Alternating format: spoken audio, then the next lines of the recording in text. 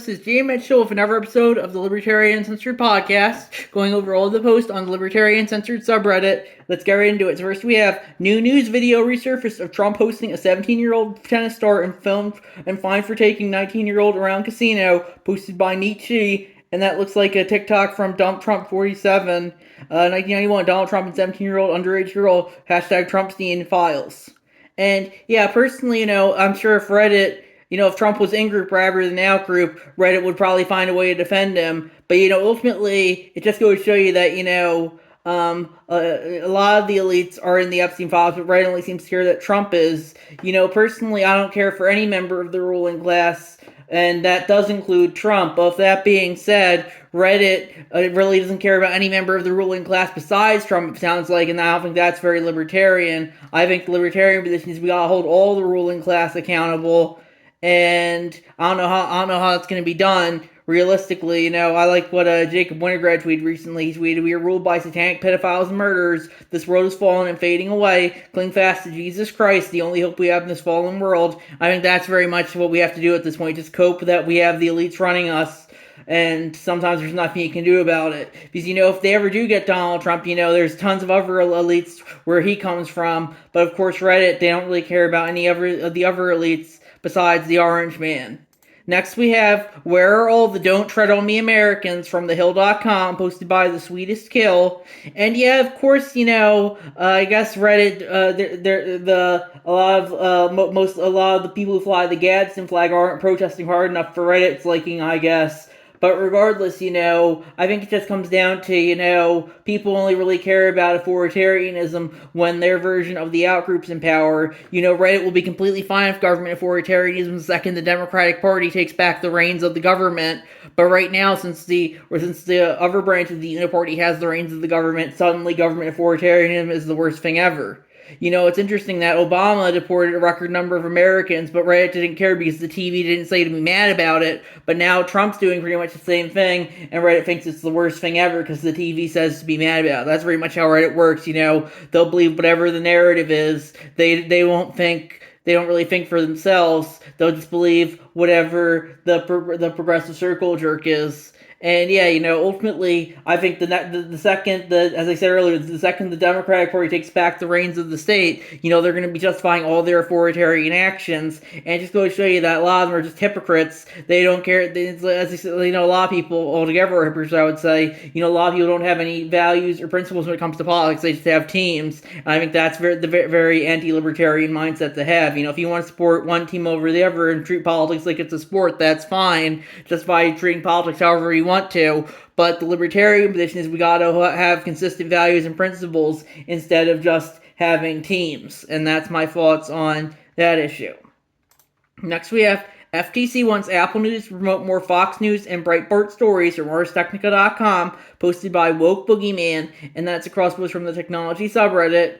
And yeah, personally, I think the libertarian position is if Apple News wants to promote Fox News or Breitbart stories, they should be able to. If they don't want to promote them, they should be able to. Ultimately, Apple News is a private company. It can promote whatever news sources it wants to. And I think that's very much the libertarian position. And that's my thoughts on that issue. Next we have Massey announcing he is not suicidal, just a normal dictatorship, posted by Woke Boogeyman, and that's from xcancel.com. That's a tweet from Thomas Massey. I think I retweeted it, I'll read it. And he said, let me see, getting my Twitter up. And then he said, "I'm not suicidal. I eat healthy food. The brakes in my car and truck are in good shape. I practice good trigger discipline and never point a gun at anyone, including myself. There are no deep pools of water on my farm, and I'm a pretty good swimmer." And yeah, that's definitely kind of worrying, You don't know if they're going to come after Massey for all he's dissenting too much. That's why I think they might have done that to JFK back when he was president. Thomas Massey is just a lowly representative, but since he's one of the only ones who dares dissent against the official ruling class circle jerk at all, they might come after him. It's interesting, his last wife just mysteriously dropped dead a few years ago. I think they might have already come after her, and I definitely wouldn't be surprised to see them come after him soon, especially since, they don't really, the ruling class doesn't really care much about optics. They just care about their own power, and that's my thoughts on that issue. Next we have Clinical trials show Moderna's new mRNA flu vaccine is safe and effective. FDA won't even consider it, from Reason.com, posted by Fear the Creeper. And they added, since being sworn in as Health and Human Services HHS Secretary, our Robert Kennedy Jr. has repeatedly tried to undermine public trust in vaccines. His agency recently took steps to slow down the development of these public health tools yet again. And yeah, personally, I think the libertarian perspective is this is a good example of why the government shouldn't be involved in medical matters at all. If people do want to take Moderna's new mRNA flu vaccine, I think they should be able to. But right now, the government has to approve it to certify it, and I think that's a good libertarian example for why there shouldn't be any public licenses or certifications. It should be up to each individual what they want to justify. If people want to take Moderna's new mRNA flu vaccine, I think they should be able to, and I don't think it should need FDA approval. But of course, Reddit, they think the FDA should be the ones approving it in the first place. It's just going to show you how they're kind of hypocritical. They only don't care about the FDA now since the out-group's running. I'm sure if the in-group was still running, it would be their favorite thing ever. But in reality, it's just a never free-letter agency that should be done away with. Let people choose their own medical decisions rather than have the state choose to certify what vaccines, and that's, I think, the libertarian position. Next we have Homeland Security wants social media sites to expose anti-ICE accounts from nytimes.com, posted by Ninja Lover, and they added, some of the companies notified that people whom the government had requested data on and gave them 10 to 14 days to fight the subpoena in court. Unlike arrest warrants, which require a judge's approval, administrative subpoenas are issued by the Department of Homeland Security. They were only sparingly used in the past, primarily to uncover the people behind social media accounts engaged in serious crimes such as child trafficking, said tech employees familiar with the legal tool. And yeah, personally, I definitely do think, if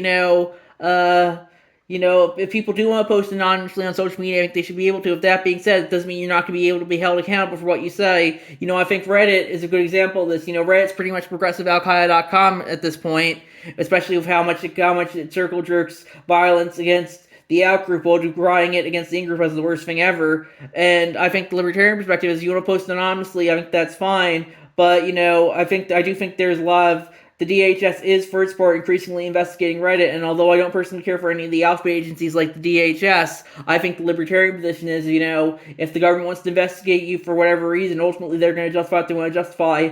And, I personally think Reddit, I don't really like the government overreach into anything, but Reddit has shown that it more than deserves to be investigated by the federal government at this point, especially if all of how it constantly enables violent left-wing Marxist terrorism. And that's my thoughts on that issue.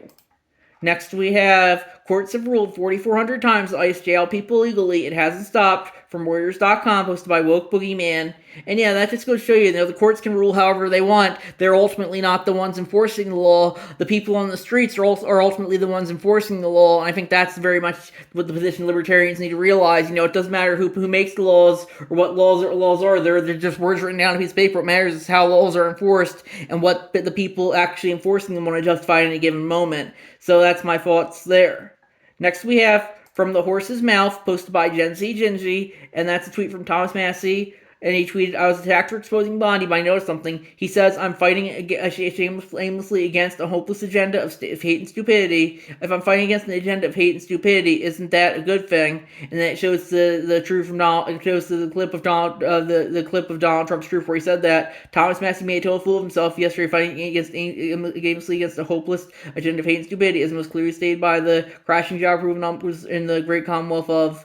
And yeah, personally, that's Trump for you. He doesn't really.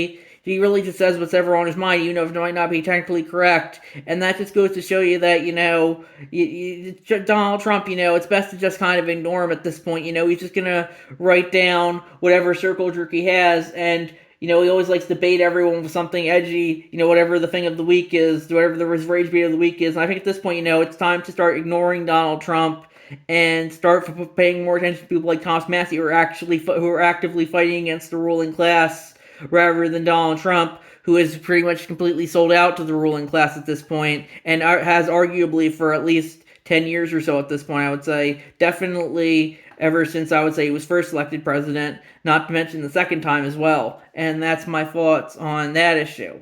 Next we have for indigenous Americans. It's unthinkable, but true. ICE is arresting, detaining Native Americans from Yahoo.com, posted by Fear the Creeper, and they added, if you think about it, it's actually the rest of us who are immigrants, I'm just saying.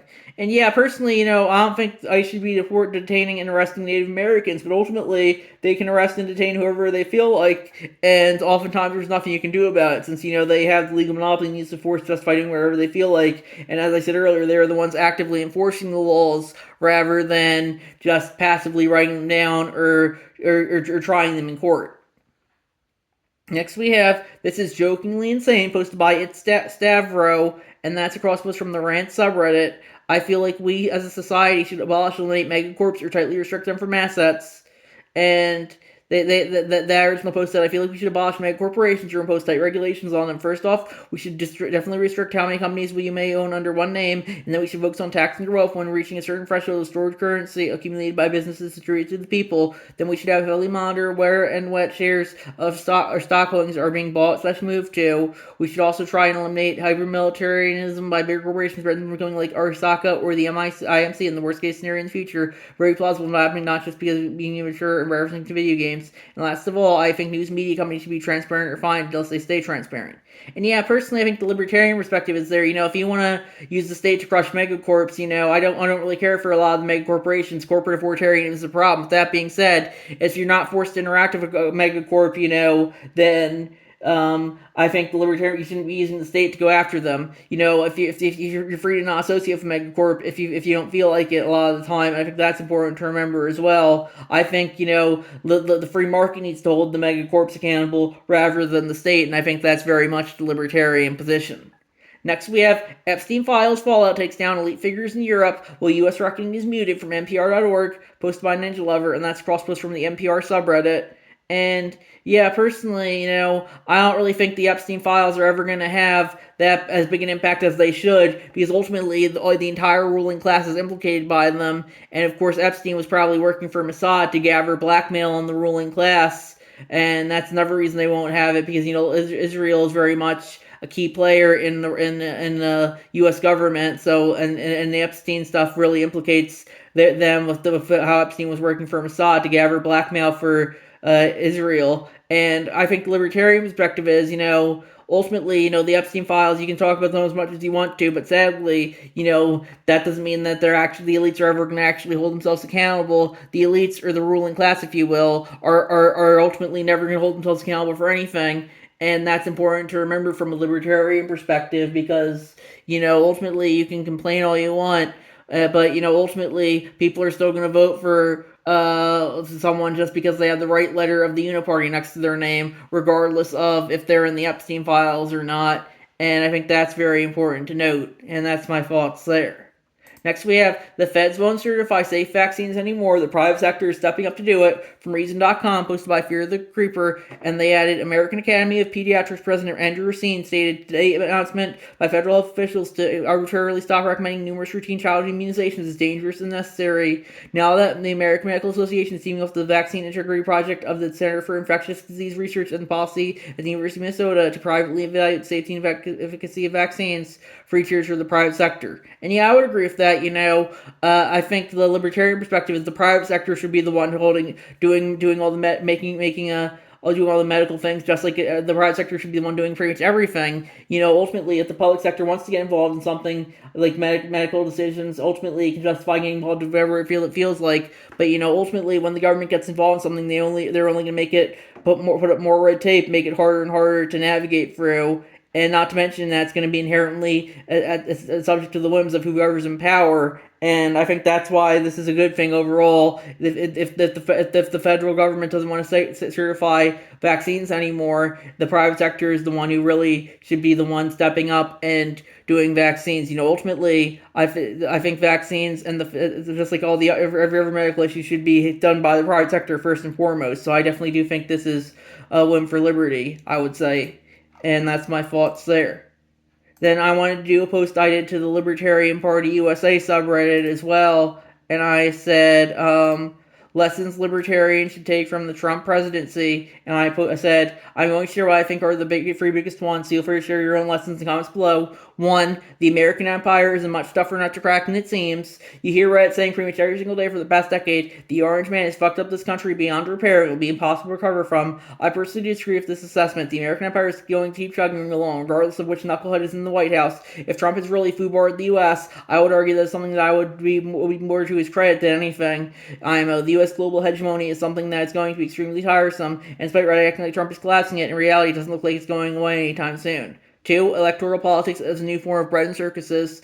It's no secret that Trump treats politics like it's the WWE, and increasingly that's what it has become, a drama full of guffaw to entertain the rubes and the marks. Politics always did have some bread and circus elements to it, but it's that level now that I would say it's more distraction from actual issues that are facing society. It might as well be something like the NFL or video games for people to distract themselves with instead of meaningfully engaging in society and debate. Free, you can't vote yourself free. I'm a big proponent of, if voting mattered, they wouldn't let us do it. When everyone is encouraged to vote as much as possible, it's just going to lead to the half population enforcing people on the other half. Ideally, voting should be something that is either done among voluntary collectives or done in a way that makes it so the person voting is as big a stakeholder as possible. The founding fathers understood the latter. It's why they sought to limit the electorate to just white landholding males, which later expanded to all white males during the Jacksonian era, all males during the post-Civil War, and females in the 19th Amendment. It might sound good that the electorate expanded rather than contracted, but just lead to more people taking voting less seriously than it should be. In reality, voting is much more of a privilege than a right and needs to be treated as such, IMO.